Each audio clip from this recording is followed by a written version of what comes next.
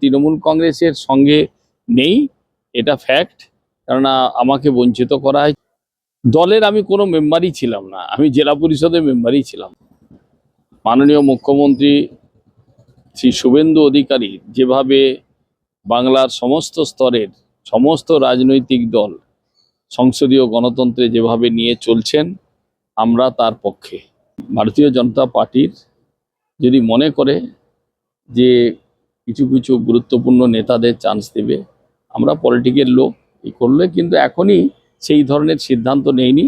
যদি চান্স পাওয়া যায় হয়তো সেই জায়গাটাতে আমরা অনুসরণ করে থাকতে পারি। বিজেপি নেতা দিলীপ ঘোষের পাশে বসে রয়েছেন নির্মল ঘোষ। নির্মল ঘোষের দাবি, আমি তৃণমূলের কোনো সদস্যই ছিলাম না, বঞ্চিত হয়েছি, তবে মুখ্যমন্ত্রীর উন্নয়নে রয়েছি, বিজেপি ডাক দিলে অনুসরণ করব। পরিষ্কার সুর পাল্টালেন তৃণমূল নেতা নির্মল ঘোষ। আমি তৃণমূলের কোনো সদস্যই ছিলাম না বলে তিনি পরিষ্কার দাবি করেছেন। পশ্চিম মেদিনীপুর জেলা তৃণমূলের প্রবীণ নেতা তথা জেলা পরিষদের 3 বারের কর্মাধ্যক্ষ নির্মল ঘোষ একসময় INTTUCর জেলা সভাপতিও ছিলেন বলে দাবি সংগঠনের। তবে আজ তিনি বলছেন, আমি তৃণমূলের কোনো সদস্যই ছিলাম না, বিভিন্নভাবে বঞ্চনা করা হয়েছে আমাকে। খড়গপুরের তৃণমূল নেতা প্রদীপ সরকার এবং সবংয়ের তৃণমূলের শীর্ষ নেতা মানস ভূঁইয়ার পরে এবার তৃণমূল থেকে সরে বিজেপি প্রীতির খোঁজে আরও এক তৃণমূল নেতা নির্মল ঘোষ। সম্প্রতি মেদিনীপুর শহরের প্রদ্যোৎ স্মৃতি সদনে আয়োজিত সরকারি অনুষ্ঠানে দিলীপ ঘোষের পাশেই বসে থাকতে দেখা গিয়েছে তাকে, যা নিয়ে জল্পনা তৈরি হলেও নির্মল ঘোষের দাবি, সরকারি অনুষ্ঠানে জেলা পরিষদের কর্মাধ্যক্ষ হিসেবে উপস্থিত ছিলাম। কি বললেন, কি স্বীকারোক্তি করলেন, দলের বিরুদ্ধে কি ক্ষোভ উগরালেন, শুনে নেওয়া যাক। পরিস্থিতি অনেকখানি পাল্টে গিয়েছে। একে একে আপনাদের দলের নেতা প্রতিনিধি সব যে যার বিভিন্ন জায়গায় সেটিং হয়ে গেছে। এখনো পর্যন্ত আপনি ঘুরছেন, কি বলবেন, কোন দিকে যাবেন বা কিভাবে আসবেন?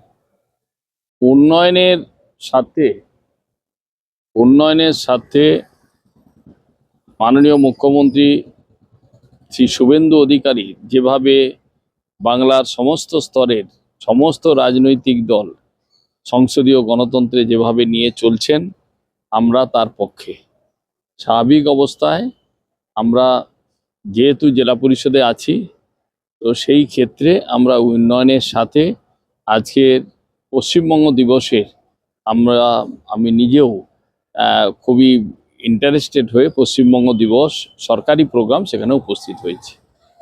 তো নেতা কর্মীরা তো এই মুহূর্তে সরে গেছে অনেক জায়গাতে, হতাশা মনে হচ্ছে না কিছুটা? আশা কি অবস্থা আছে সেসব বলতে চাই না আমি, তবে এটা বলতে পারি আমি তৃণমূল কংগ্রেসের সঙ্গে নেই, এটা ফ্যাক্ট। কেননা আমাকে বঞ্চিত করা হয়েছে, এগুলো সবাই জানে। তো আমি এই বিতর্কে যেতে চাই না। উন্নয়নের সাথে থেকে আগামী দিনে দল করব কি করব না সেটা পরের কথা, কিন্তু উন্নয়নের সাথে মাননীয় মুখ্যমন্ত্রীর সঙ্গে আছি আজকে সব আমরা জেলা পরিষদের সবাইরা। আপনি কি দল ছেড়ে দিয়েছেন? দলের আমি কোনো মেম্বারই ছিলাম না, আমি জেলা পরিষদের মেম্বারই ছিলাম। দলে কোনো পার্টির কোনো পোর্টফোলিও আমি ছিলামই না, আমাকে কোনো বলাও হয় না, কিচ্ছু না। সবাই বলে তৃণমূলের টিকিটে জয়ী আপনি একজন কর্মাধ্যক্ষ জেলা পরিষদের। হ্যাঁ, তৃণমূলের জয়ী, কিন্তু সদস্য নেন না। আমার সদস্য সিস্টেমই নেই, আমি কোনো সদস্যই নেই। এই মুহূর্তে যেভাবে সবাই মানে আমি প্রদীপ সরকারের কথা বলি, আপনার যা পরিচিত ঘনিষ্ঠ, প্রদীপ সরকারও বিজেপি ঘেঁষা হয়ে গেছে, তার সুর পাল্টে গিয়েছে, তিনি বিজেপিতে যেতে চলেছেন। আপনি কি করবেন? আমি সরকারি প্রোগ্রামে উন্নয়নের দিকে আছি, এখনই আমরা ভেবে উঠতে পারিনি কি করব না করব। তো আগামী দিনে উন্নয়নের সাথে আমরা সবসময় থাকব, কেননা মাননীয় মুখ্যমন্ত্রী যেভাবে কাজ করছেন বাংলায় সবাইকে নিয়ে, তার সাথে সুর মিলিয়ে তার সাথে আছি। যে বঞ্চনার অভিযোগটা করলেন, বঞ্চনা করে টিকিট বিলির ক্ষেত্রে যেটা হয়েছে সবাই যেটা বলছে নাকি সে টিকিট বিলি টিলি কিনলে তৃণমূল কংগ্রেসের, আমি এগুলো বলতে চাই না, কেননা এখন অনেক বিতর্ক ইত্যাদি সেইগুলো যাচ্ছেই না। কেননা টিকিট বিলিতে তো আমাকে তো বঞ্চিত করা হয়েছে, আমার মতো লোক 16 সালে টিকিটের পরে আর দেওয়াই। কেন এরকমটা করলো, কারা করলো? তারা করলো, আমি এই কথাগুলো বলতে চাই না। আমাদের মতো লোকেদের হয়তো তাদের সময় ফুরে গেছে বা চাই না সেরকম ভাবনা চিন্তার জন্য আমাদেরকে সাইড করবে। কেননা 16 সালে টিকিট দিয়েছিল মানস ভূঁইয়ার এগেনস্টে, তারপর থেকে আর টিকিটই দেয়। প্রবীণ নেতা আপনি, বহুদিন ধরে শুরু থেকে তৃণমূলের সঙ্গে আছেন, অথচ আপনার মতো লোক দলের চোখের সামনে দলটাকে ভরাডুবি হচ্ছে। খারাপ লাগছে? খারাপ লাগালাগির কিছু নেই। দলের কাজকর্ম যেভাবে হয়েছিল, যেভাবে মানুষের পাশে পৌঁছানোর দরকার সেই পৌঁছায়নি। দীর্ঘদিন আহ, এই অবস্থা থাকার জন্য পরিবর্তন হয়ে গেছে, কিছু কোন করার নেই। কোন পয়েন্ট যদি ভুল বলেন, আপনার অভিজ্ঞতা থেকে কোন কোন পয়েন্ট ভুলগুলো যদি উল্লেখ করেন? আমার অভিজ্ঞতার দিক দিয়ে আমি এখন এই প্রশ্ন আসতে চাই না।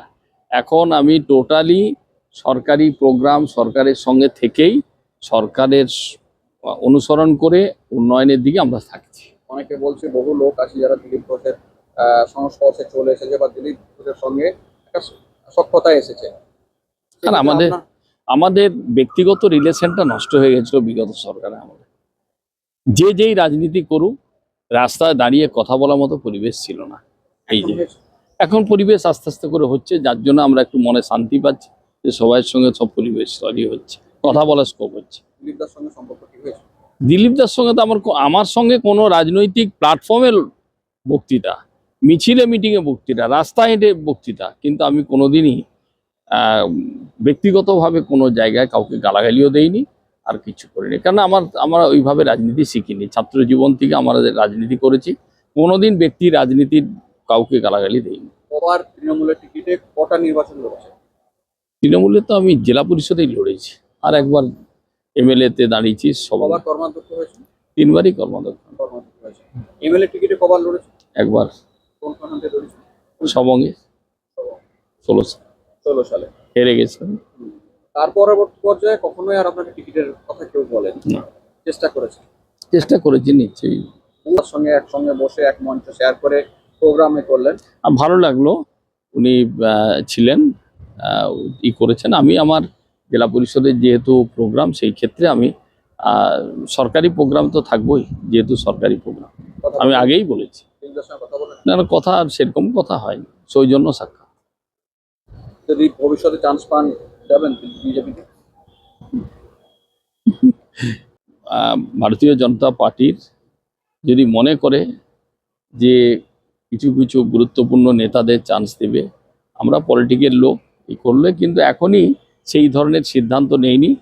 যদি চান্স পাওয়া যায় হয়তো সেই জায়গাটাতে আমরা অনুসরণ করে থাকতে পারি। সিংলাটি পড়েছিল অল্প সময়ের মধ্যে 1906 সালে ঢাকায় অল ইন্ডিয়া মুসলিম লীগের প্রতিষ্ঠা। মুসলমানদের রাজনৈতিক প্রতিনিধিত্বের প্রশ্নকে কেন্দ্রীয় ইস্যুতে পরিণত করে।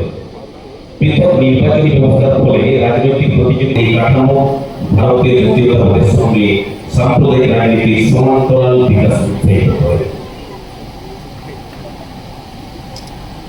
মুসলিম লীগ পাকিস্তান দাবিকে সামনে রাজনৈতিক আন্দোলনকে তীব্র করে তোলে।